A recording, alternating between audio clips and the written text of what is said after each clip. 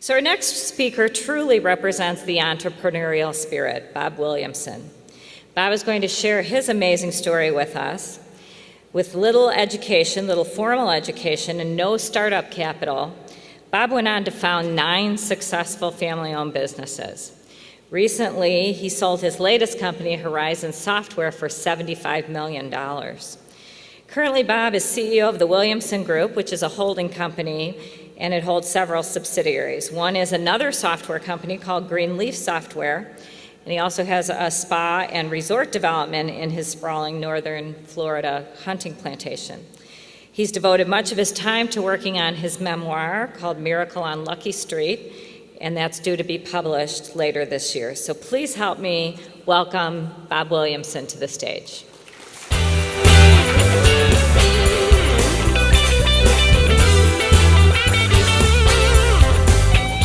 Well, thank you for that. It was very nice of you.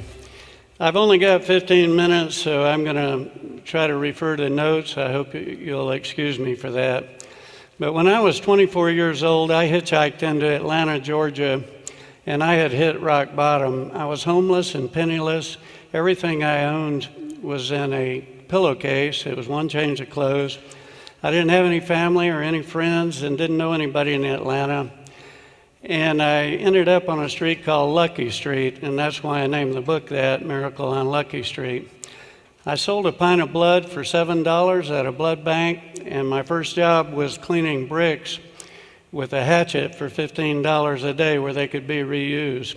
So that wasn't very much startup capital, but I went ahead and got a boarding house for $15 a week. And my childhood was really bad. I started drinking when I was 12. I was an alcoholic by the time I was 13. I attended so many schools I don't know. The best I can determine, it was 19 different schools. I was in and out of jail most of my life for fighting and so forth. I hitchhiked and I hopped freights all over the country and slept on the side of the road and ate in missions. And I joined the military, and in 6 months, I was in serious trouble, and they were court-martialing me. And the psychiatrist told me, they diagnosed me as being a sociopath, which is the same thing that serial killers are.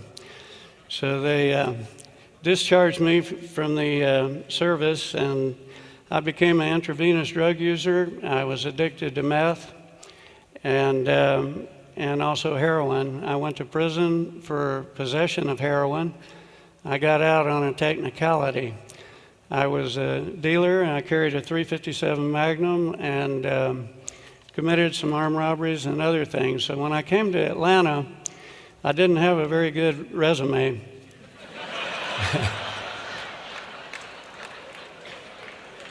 So when I got there, I borrowed a car, and I proceeded to get drunk, and I had a head-on collision. I ended up in Grady Memorial Hospital, which is a charity hospital, and I was very seriously injured, and it took a long time to recover. And I've always been a voracious reader, so I had a nurse that I befriended there, and she would go and get books for me to read. And she'd bring me the bestseller list, and that's how I'd check them off, the ones that I wanted.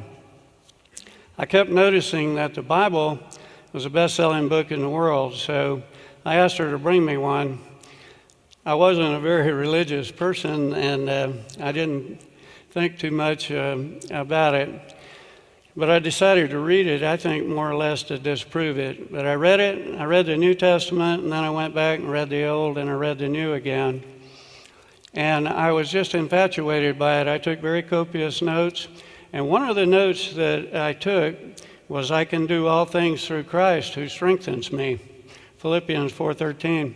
And I just couldn't get over that. I didn't believe it, number one, because anybody who has ever been on the street knows that once you put a needle in your arm, the only way out is to die.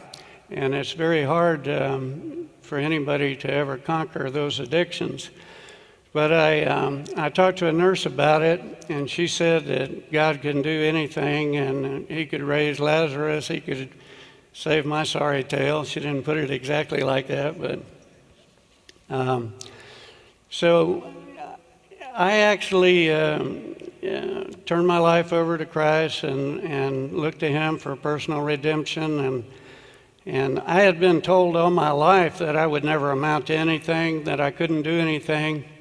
And reading all this gave me hope.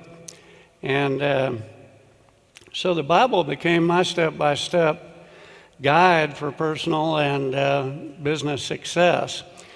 It was amazing how somebody as bitter and twisted as I was able to turn around.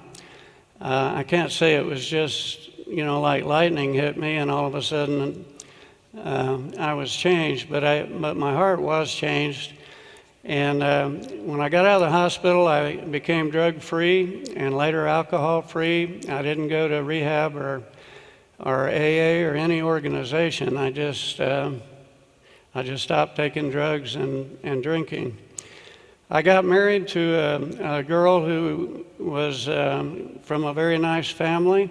We've been married 38 years. We have 3 sons. They're all happily married, college educated, and we have 6 grandkids. I started my career at Glidden Paint Company, and I started at the very bottom. As you can imagine, I had to lie to even get a job. I made $350 a month, and they put me in this dungeon-like atmosphere in this big 17-acre manufacturing plant.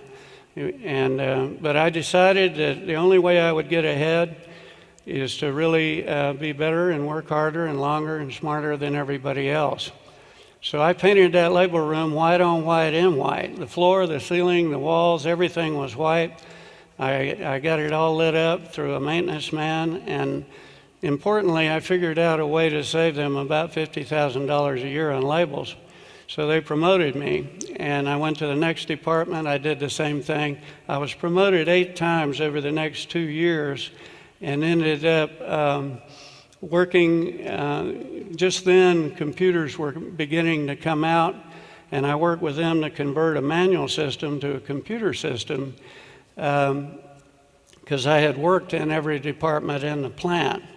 So unfortunately, they got hit by an affirmative action lawsuit, and they told me that nobody could be promoted unless they were a minority for 2 years. And much as I love that job, I decided to leave, and I became plant manager of another paint company.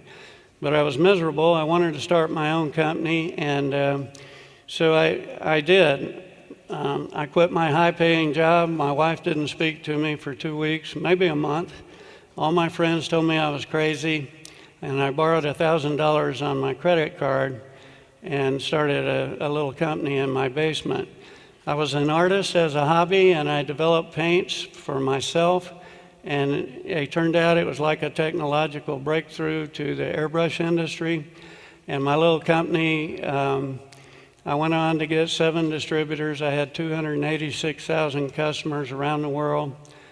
And then I started many other companies. I became a serial entrepreneur. I think those military shrinks might have missed it. I was not a serial killer, but a serial entrepreneur. But they may be related, I don't know. I'm just kidding. But I had 9 successful companies, distribution, publishing. We owned a magazine for 12 years. And I had some retail stores. And I had developed software for all of them because back then you couldn't buy software. So I hired programmers and designed it, and we wrote it. So we decided to start a software company, and it was Horizon Software International. And we had over 18,000 installations. We sold to public schools, the Department of Defense, hospitals, retirement communities, and higher ed. Actually, the military put it in the Army, Navy, Marine Corps, Air Force, in all their land bases, ships, submarines, and remote battlefields. So it was quite an accomplishment. Somebody got kicked out of service. But we were a very profitable company. We had good growth. We had no debt. We had about 180 employees. We were honored here. It was quite an award for us. It was very prestigious. And I just decided that I would sell Horizon. I didn't like the looks of the economy.